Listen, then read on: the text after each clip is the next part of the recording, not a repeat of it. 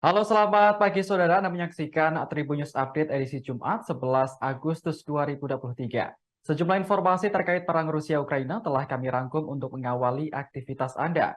Bersama saya Agung Laksono, inilah Tribun News Update selengkapnya. Kita ke informasi pertama saudara, pasukan rudal strategis Rusia akan melengkapi formasinya dengan sistem rudal balistik antar benua atau ICBM Yars tahun ini. Formasi tersebut nantinya akan melakukan tugas tempur di unit rudal Pelgovo. Pengumuman itu disampaikan langsung Komandan Pasukan Rudal Strategis Rusia, Kolonel Jenderal Sergei Karakaev. Ia menyebut formasi Yars terbaru akan menggantikan sistem rudal Topol yang saat ini digunakan. Keputusan ini diambil setelah Dewan Militer melakukan pertemuan bersama komandan sebelumnya. Sebagai informasi, ICBM Yars adalah rudal nuklir modern yang dikembangkan oleh Rusia pada tahun 2010. Senjata ini dapat mengirimkan beberapa hulu ledak nuklir ke target yang berbeda dengan akurasi yang tepat. Salah satu jenis ICBM Rusia generasi terbaru adalah RS-24 Yas. Rudal ini mampu membawa hingga 6 hulu ledak dengan masing-masing muatan antara 150 hingga 500 kiloton. Sejak pertama kali dikenalkan, RS-24 Yars telah menjadi komponen utama untuk nuklir berbasis darat. Jika ditembakkan, rudal ini mampu menjangkau target pada jarak 12.000 km. Selain itu, RS-24 Yars juga diklaim kebal terhadap semua sistem anti-rudal saat ini. Rusia memiliki sejumlah rudal balistik antar benua atau ICBM sebagai penyangga kekuatan nuklir. Salah satu rudal yang paling terkenal adalah RS-24 Yars. Senjata ini merupakan pengembangan dari versi sebelumnya, yakni Topol M. Militer Rusia pertama kali memperkenalkan RS-24 Yars pada tahun 2010. Berbeda dengan Topol M, rudal ini mampu membawa hingga 6 hulu ledak dan bisa ditargetkan secara independen. Setiap tembakan mampu menjangkau target pada jarak 12.000 km. Rusia mengklaim RS-24 Yars kebal terhadap semua sistem anti-rudal saat ini, termasuk instalasi rudal anti-balistik Aegis Ashore buatan Amerika Serikat.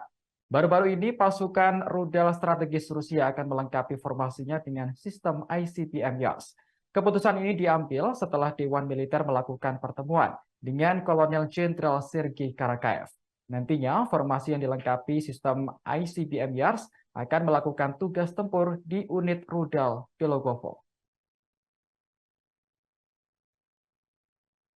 Rusia terus berinovasi dalam menciptakan senjata nuklir selama 1 dekade terakhir. Salah satunya rudal balistik antar benua atau ICBM Yars generasi kelima.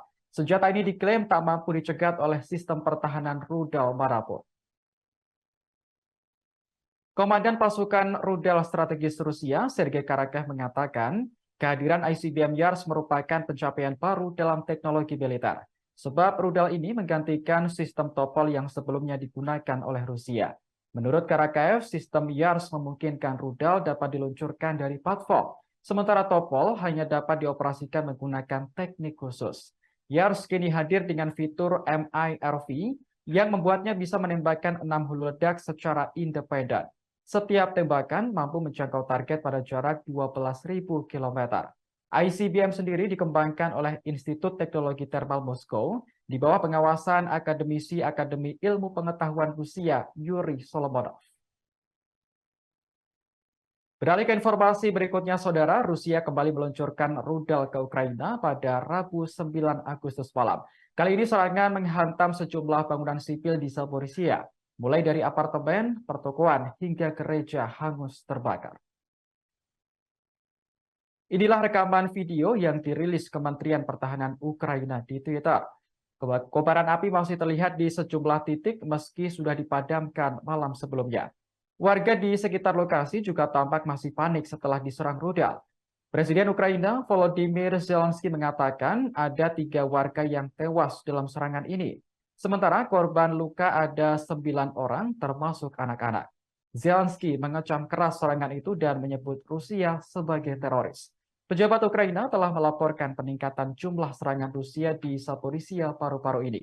Selama 24 jam terakhir, Rusia melakukan 82 serangan di 21 desa dan kota. Serangan itu melibatkan artileri, rudal, dan pesawat tak berawak atau drone. Militer Ukraina juga berusaha merebut kembali Zaporizhia yang kini sebagian dikuasai oleh Rusia. Lagi-lagi, Presiden Ukraina Volodymyr Zelensky dibuat geram oleh pasukan Rusia. Pasalnya, Moskow kembali meluncurkan rudal di wilayah selatan, tepatnya di Zaporizhia. Akibatnya, 3 warga sipil tewas dan 9 orang lainnya terluka. Kemarahan Zelensky diungkapkan dalam video yang diunggah di Instagram pada Rabu 9 Agustus. Ia menyebut pasukan Rusia sebagai teroris karena menargetkan fasilitas sipil dalam serangannya. Rudal yang diluncurkan diketahui telah menghancurkan gereja, pertokoan, hingga bangunan apartemen. Sekretaris Dewan Kota Zaporizhia Anatoly Kortev mengatakan ada sekitar 15 bangunan tinggi yang rusak. Pihak berwenang menerima permintaan dari 400 penghuni untuk memperbaiki jendela yang pecah dan balkon yang rusak. Adapun Zaporizhia merupakan sebuah wilayah yang terletak di Ukraina Selatan. Ukraina mencatat serangan Rusia di Zaporizhia semakin meningkat dalam 24 jam terakhir. Dilaporkan ada 82 serangan yang menyasar 21 desa dan kota. 3 warga sipil tewas dalam serangan di Zaporizhia, Ukraina pada Rabu 9 Agustus malam. 2 diantaranya merupakan musisi perempuan muda yang berbakat. Menurut pusat budaya setempat, kedua gadis itu tewas saat sedang menghibur masyarakat. Ukraina pun mengecam keras tindakan Rusia yang telah merampas hak hidup warga sipil. Presiden Ukraina Volodymyr Zelensky bahkan melabeli Rusia sebagai teroris. Pasalnya, mereka nekat menyerang fasilitas sipil yang sudah jelas-jelas melanggar aturan perang. Zelensky pun berharap Rusia segera mendapat hukuman yang setimpal atas perbuatannya. Diketahui serangan Rusia di Zaporizhia telah meningkat baru-baru ini.